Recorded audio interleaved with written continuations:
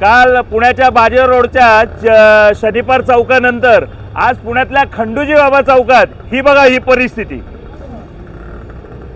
हे बघा ही भर चौकात बस बंद पडली आहे आणि त्यामुळे चारी बाजूला ट्रॅफिक जाम आहे, सगळीकडे ट्रॅफिक जाम आहे, सगळीकडे। एखादी बस बंद पडली तर काय त्याच्यात एवढं? ही बस आहे ना ही निगडी डेपोची आहे आणि निगडी डेपोचीच बस याला त्याला तिथनं क्लिअर करायला येणार, दुसऱ्या डेपो मधली लोक ह्याला मदतीला येणार नाही। ही पुणे महानगरपालिकेची स्ट्रॉंगली मॅनेजमेंट आहे, खूप स्ट्रॉंगली। हे बघा या चारी बाजूला फुल ट्रॅफिक जाम आहे, बिचारे ट्रॅफिक पोलीस अहोरात्र काम करतायत। हे बघा ते बघा ही अवस्था इथं।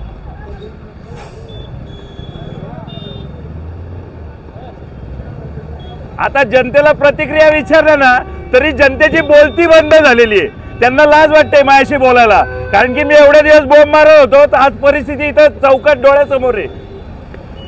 काल शनिपार चौकात ही अवस्था होती, आज डेक्कन जिमखान्यावर ही अवस्था आहे। या इकडं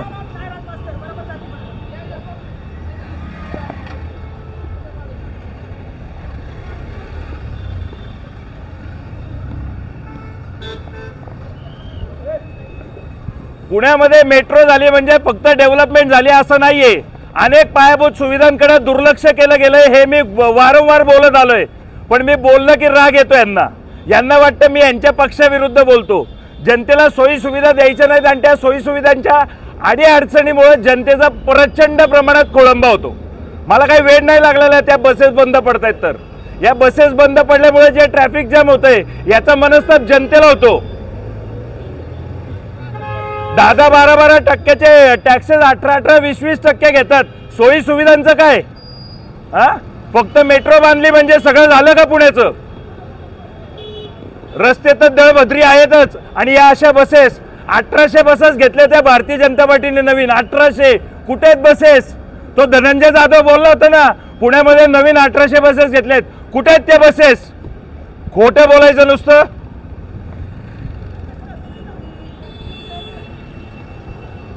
अरे कुठे चाललाय? बस बंद आहे, बस बंद आहे। हो चला जाऊ द्या, बस बंद आहे। आपण विकासाच्या उंबरठ्यावर आहोत, आपण विकासाच्या उंबरठ्यावर आहोत। हो मारून घ्या, चला जाऊ द्या इकडनं।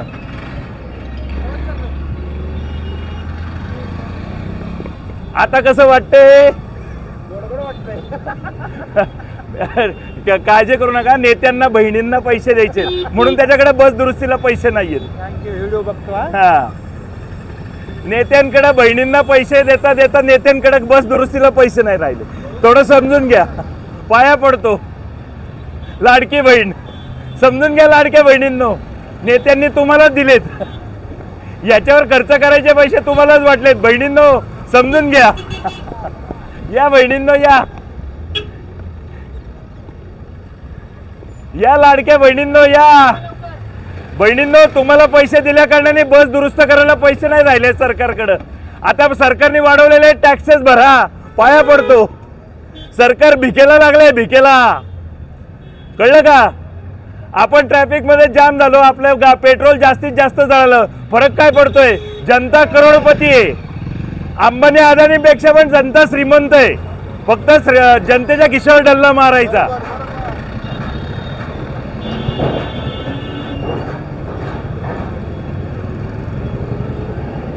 हे बघा ही अवस्था, भर कॉर्नरला बस बंद पडली।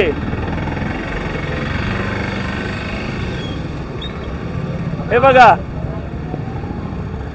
कसा वाटतोय विकास? अरे बोला विकास विकास विकास, कसा वाटतोय? कसं वाटतंय?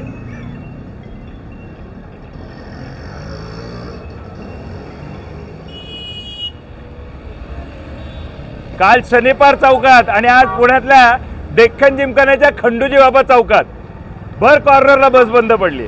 कसं वाटतंय? हा, मला थंडी वाजते का म्हणून विचारत होते ना कमेंट मध्ये, आता कसं वाटतंय? हे की नाही? बिचाऱ्या नेत्यांनी त्यांच्या लाडक्या बहिणीला पैसे दिल्या कारणाने बसेस दुरुस्त करायला नेत्यांकडे पैसेच राहिले नाहीत. सरकार भिकेला लागलंय, भिकेला. बहिणींना पैसे दिल्या कारणाने पैसे नाही आहेत बस दुरुस्त करायला. नेते अडचणीत आहेत. नेत्यांनी टॅक्सेस वाढवले तर गपचूप भरा, पाया पडतो तुमच्या. टॅक्सेस भरत राहा इमानदारीने, इमानदारीने टॅक्सेस भरा. नेत्यांना बहिणींनाही सांभाळायचंय. चला दादा या या या या या या. सरकार खूप दयाळू आहे, बहिणींनाही पोचतंय. एक थोडी जबाबदारी बिचाऱ्यांवर. मेट्रो केले ते बघा, वर मेट्रो दिसतीये.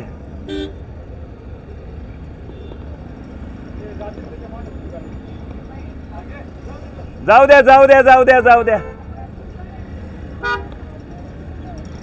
कसा वाटतोय विकासाचा उंबरठा? मी बोललं की राग येतो. ती बस बंद पडली म्हणजे फक्त बस मधल्या लोकांना त्रास होत नाही. ती बस बंद पडल्याने जो ट्रॅफिक जॅम होतो त्याच्यामुळे सामान्य जनतेला त्रास होतो. त्याची जबाबदारी कोणाची? हा, हरामखोर राजकारण्यांनो. आली आली आली ब्रेकडाऊनची बस आली. आली आली आली ब्रेकडाऊनची बस आली.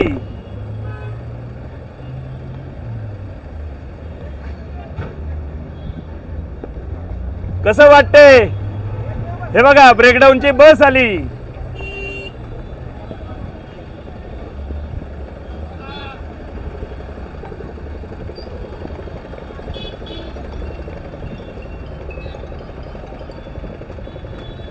ही परिस्थिती आहे देशाची, आणि देशाची म्हणण्यापेक्षा खास करून पुण्याची.